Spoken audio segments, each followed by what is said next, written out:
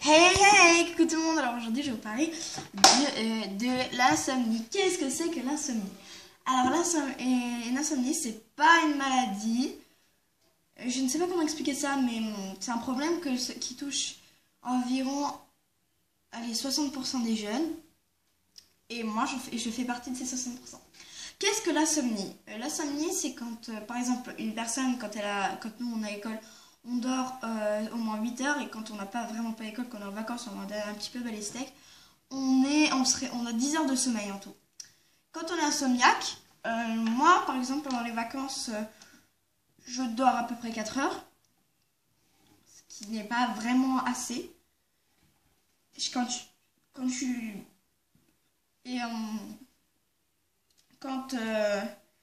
c'est les vacances, quand c'est l'école, je dors à peine 2 heures. Donc à la fin de la journée, je me suis presque endormie dans les cours. Et s'il te plaît Myriam, c'est un petit passage pour toi. Peux-tu, dès que tu vois à la fin de la journée, je commence un petit peu à avoir la tête comme ça et à m'endormir, tu me fais psst, et je saurais que ça serait toi, ok? Merci, c'était vraiment une amie. Alors, tout simplement, être insomniaque, c'est assez chiant dans la vie de tous les jours, parce que quand tu essaies de t'endormir, tu n'y arrives pas, tu essaies toutes les techniques. Et moi j'ai essayé les techniques classiques comme ne pas boire de café ou de coca avant 16 heures, sortir le portable ou la tablette de la chambre pour pas être tenté. Mais avoir essayé ces techniques, ça n'a toujours pas marché, donc j'ai essayé de m'intéresser à des techniques un petit peu plus paranormales. Non, je déconne. Non, mais des techniques assez, on va dire, bizarres. Donc la fameuse technique 4-7-8. Qu'est-ce que c'est que la technique 4-7-8? Alors la technique 4-7-8, c'est tu respires par le nez, tu respires par le nez 4 secondes, ensuite tu retiens pendant 7 et tu expires pendant 8, et ça devrait t'endormir miraculeusement en juste 1 minute. Alors j'ai essayé, c'est de la grosse douille, hein, c'est nul.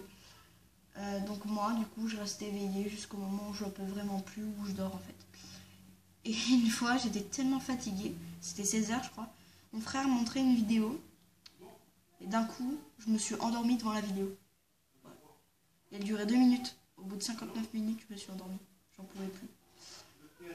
Voilà. Mais ce qui est assez chiant dans l'insomnie, c'est que c'est un cercle vicieux, parce que tu dors pas la nuit, donc tu dors le jour, mais sauf que tu dors trop le jour, donc tu dors pas la nuit. Et donc ça, c'est assez chiant, comme vous voyez. Par exemple, mon lit, je reste 1 ou 2 heures à traîner dedans avant de vraiment en avoir marre, et donc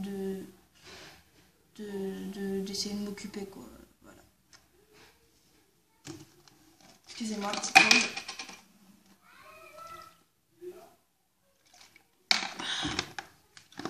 Oui, donc l'insomnie, moi, comment dire, être insomniaque, il y en a souvent qui pensent que c'est dangereux, que ça peut se transmettre comme le sida. Mais non, ça ne peut pas se transmettre. C'est dans la gène des familles. Ce qui est assez chiant, ce qui est assez chelou, c'est que dans ma famille, il n'y a personne qui est insomniaque, sauf moi. C'est un nouveau délire. Tranquille, je suis une nouvelle génération. Et ce qui me fait chier, c'est que moi, du coup, si je suis dans le noir, j'ai peur. Arrêtez de vous foutre de ma gueule.